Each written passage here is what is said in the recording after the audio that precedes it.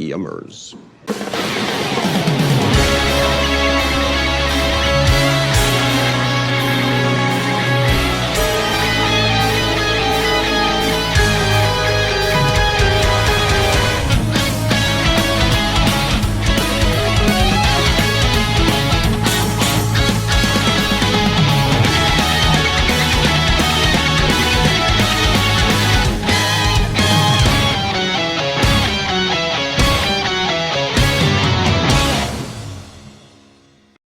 Well, this was a super fun and semi-unique first episode. It might be the strongest first episode that we got in a while. With the last 2 years, we got a shit ton of characters to follow on, and a bunch of end of the world scenarios and just chemis. Look at the chemis. This one, we just got to actually see Shoma. I love the way this episode presented Shoma. This very childlike character that seems he wants to get out of the place that he was pretty much forced into, or at least try to change it. And with him being pretty much the same race as pretty much our main villains, isn't something new, but it is something that we haven't got probably since what?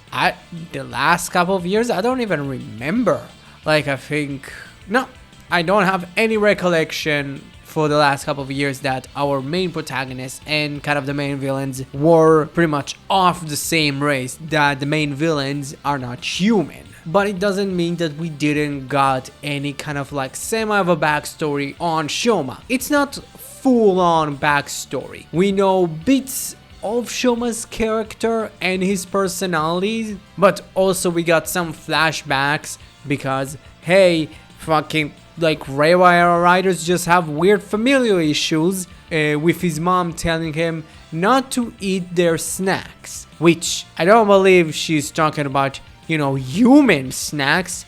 I think she's talking about the snacks that makes their kind turn into their monster form, which it seems that maybe she was semi-rebelling against the Stomach family because she did get caught in those weird keychain fiends. It doesn't mean she's necessarily dead. It's not fully, oh, they're dead, that's it.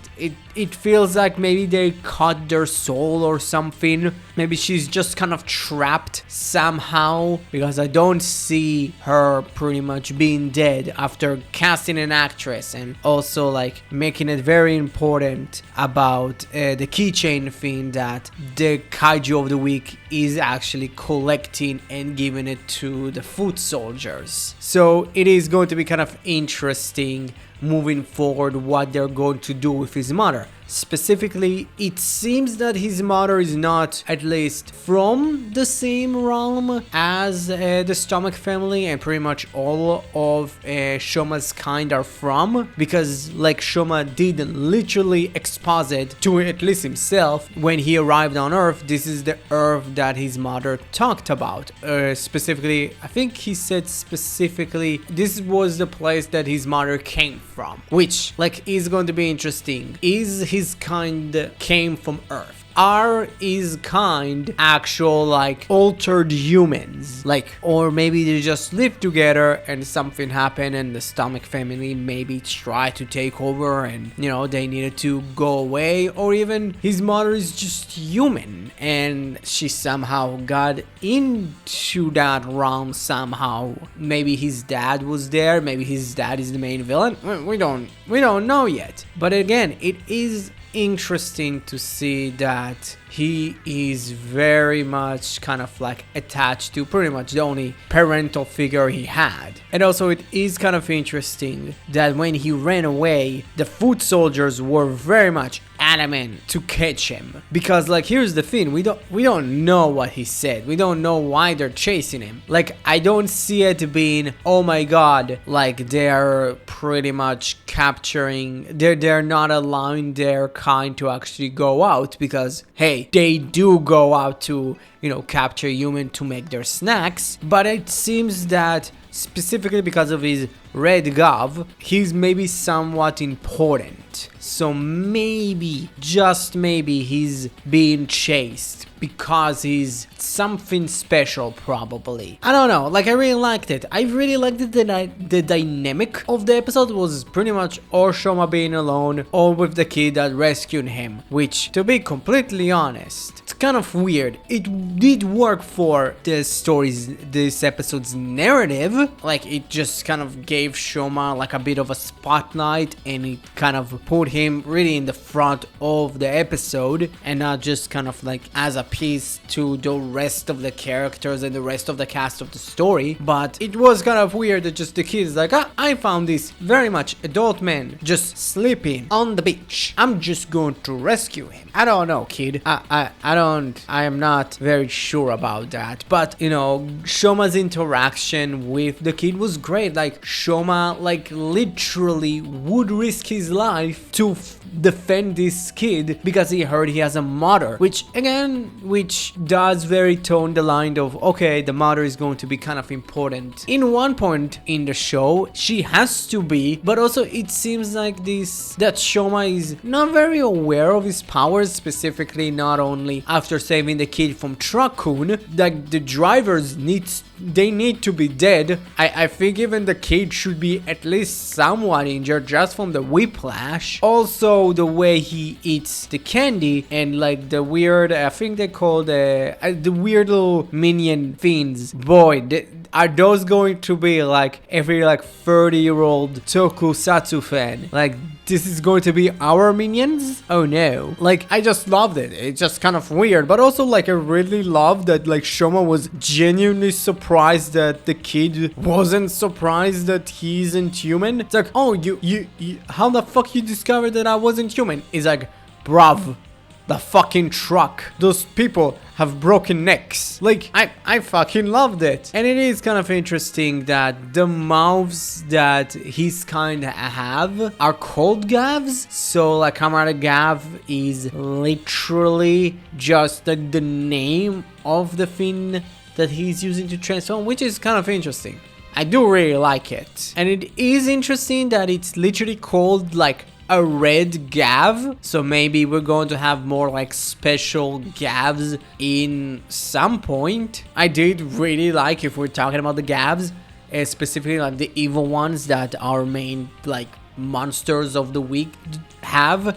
The main actually do the exact opposite of what Shoma does. Shoma eats the candy and then like the little thing come out and it's kind of alive, and then he puts it into the Gavv, while like the monster eat the candy. The Gavv eats the rest of the candy, and then to transform into their monster form, they actually like remove it. It is like super interesting and super unique, and I did really like it. It is like super strange and unique, and I did love that like literally like the monster suit has like a big fucking mouth. It is interesting, and it seems like that like the mouth has some sort of mechanism. It could be just like details, but it seems like there is something mechanical in that like mouthpiece, so it could maybe lead up to the big reveal of their kind are just pretty much like humans that were altered. And again, I just love that the main bad guys weren't really there. Like the Stomach family, we didn't saw any of them. We just saw the weirdo that transformed into the monster of the week and a bunch of foot soldiers. Nothing from the main family was presented to us, not even their goals and what they want. I think they're just like, hey, we're just here to like pretty much be a part of the circle of life, and Shoma maybe is going to disrupt it to pretty much say, hey, no, it's actually not good. Again, it's interesting. We're not getting this pretty much like main story straight off the bat, why the bad guys are the bad guys, pretty much. It is really cool. Again, it's just like I just loved it. It was so refreshing after so many fucking years of just like, here's the main bad guys, here is our main hero, here's a bunch of other characters. It's just like, I don't know, I just loved it. And I loved that we got to see some glimpses of humanity in this world, with Hanto being a reporter that knows about the bad guys, but he has very vague knowledge of it, so he's trying to investigate it, but like he seems to be a bit of a nut job, but like he doesn't know really how to pretty much investigate people. And even his mentor, which is really cool that he has a mentor of his own, and it seems that Hanto in one point is going to somehow mentor Shoma, that even his mentor kind of believe him. Like he's pretty much telling him, hey, I get what you want to do, but here is the thing, like you are looking like a nut job. You need to kind of work on pretty much, you know, developing that case. You need some evidence more than just, I've seen this monster. This monster is roaming around, because here's the thing. It seems like that most of the time the kaijus of the week, I forgot their names. I don't really know how to say it. I think it's supposed to be Granut. The Granut, like literally, they're not walking around in broad daylight just in their like monster form. They most of the time disguise themselves as humans. So it really is kind of like, oh, like relax, we're going to take it bit by bit until we get enough evidence to actually really interrogate people. I loved it. And if we turn to Shoma for a bit, I just love the way he really tried to protect that kid. And like it is really cool that like literally he wasn't really that good, and he wasn't really that strong for someone that is very much can take a fucking truck. Like it really was cool that like literally the thing that really gave him his motivation is pretty much the kid yelling out to his mom, and pretty much seeing glimpses of his mom very much kind of gave him the power to transform, which was cool. The transformation scene was cool. The gimmick of the armor breaking off mid-fight is cool. I'm going to give this entire gimmick until, let's say, the mid-season super form to disappear. Like, because it feels like, okay, are we getting it every single form? It doesn't seem that way. I think like in one point, literally, it's just going to disappear. So don't expect this to be at least until like episode 26 or even 30. In one point when he's going to get, I don't know, his fire Gachard equivalent, pretty much that entire gimmick is probably going to be gone. And it is going to be kind of interesting, like in the long run, to kind of understand like, okay, does he need to eat like the same candy multiple times to all the time just, you know, bring in new minions? I did like that he called them minions. Like, I don't know, like if I said that he literally called the thing that he transforms with minions. And it's like really cool that like after the rider kick, that little dude fucking disappeared. Look, that's fucking interesting. And the fight itself was really cool. Like the fight was like genuinely unique. Gosh, that like bike stuff. Oh, okay, I have a green screen. It's not because like Beetlejuice 2 is coming up. It's, in my opinion, way more of a CV11 reference than a Beetlejuice reference. But Beetlejuice. Come on, say the thing. Nice fucking model!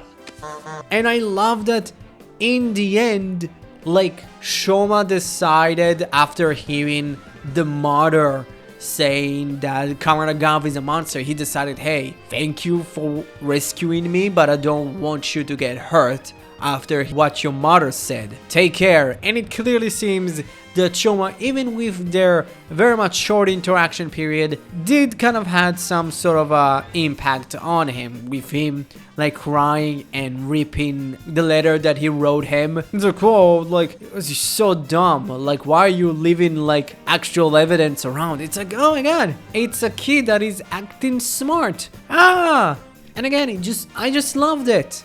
I love the way this episode ended with pretty much Shoma seeing a bike, and it's like, hey, little dude, can you make me a bike too? And it's like, yeah. And he rides off until he passes out again, and he finds another person to pretty much crash out in her place. Because, hey, at least she's an adult, so it's like not as creepy. Yeah, like I genuinely love that this kind of like returns to a way more like simpler style of storytelling. I just love that this is semi of a return to what Kamen Rider is. Like, at least like very much like Showa Riders. Here it's like you don't see the difference. people don't see it, which is cool, because here's the thing, that was Ichigo, that was Ningo, that was V3, that was literally basically almost every shonen writer ever, like Black. Okay, let's Black RX.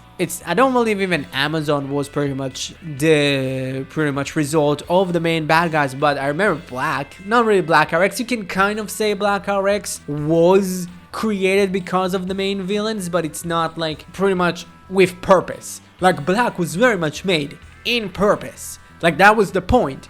So it is kind of interesting that we're coming back to the creators of the writer are the villains, and the powers that the writer used to defeat them, they created. It's cool. It's something special, it's something unique, but it's something old with a new twist. Again, I think a lot of people are semi-mistaken that they're saying this is the best debut of writer ever.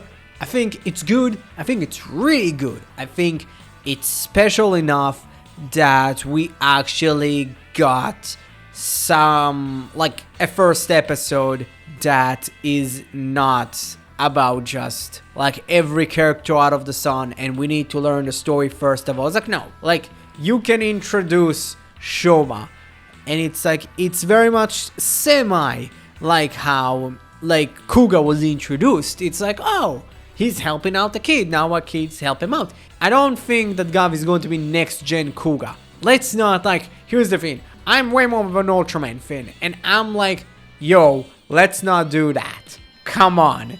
Like, we had Trigger. We didn't really got it in Decker because I think like Decker was very much in mind of like, hey, we're going to do next gen Dyna, but we're still going to do it like in our own way. And Blazer was very much next gen Gaia, but it just kind of like using a completely different Ultra and not really trying to base it on Gaia. This one, Kamen Gavv, has some similarities to Kuga, but I don't see it actually being like next gen Kuga. This first episode of Gavv gets an A. Let's talk about the suit. I'm sorry, like nothing about like Gavv's design genuinely like is appealing to me. There is no actual like theme into it. Like I understand it's supposed to be like a candy, but it's like when you look at Gavv's other forms and it's like, oh, like there is a theme, but it's like OG Gavv is just not going to get like any other theme than just he kind of looks like a kangaroo. Like I'm sorry, like at least like give Gavv like a semi of a secondary theming. I don't know, I'm not a big fan of the sounds. I think like from pretty much the entirety of the Reiwa era, like at least visually and a lot of like soundtrack wise, I'm not that big of a fan of. I'm not a fan of the transformation sound. Like it is cute, but fuck, it's going to be irritating. I think Gachard has it like the coolest. The voice actor for the Gacha driver was really good. So yeah, what you thought about Kamen Gavv's very first episode? Comment below, let me know. Thank you very much for watching the video. I hope you enjoyed it. If you did, please press that like button. If you already didn't, help your subscribe button become a subscribed button. Don't forget, you're the only one that can prevent forest fires. Thank you very much and have a great rest of the day. Bye bye.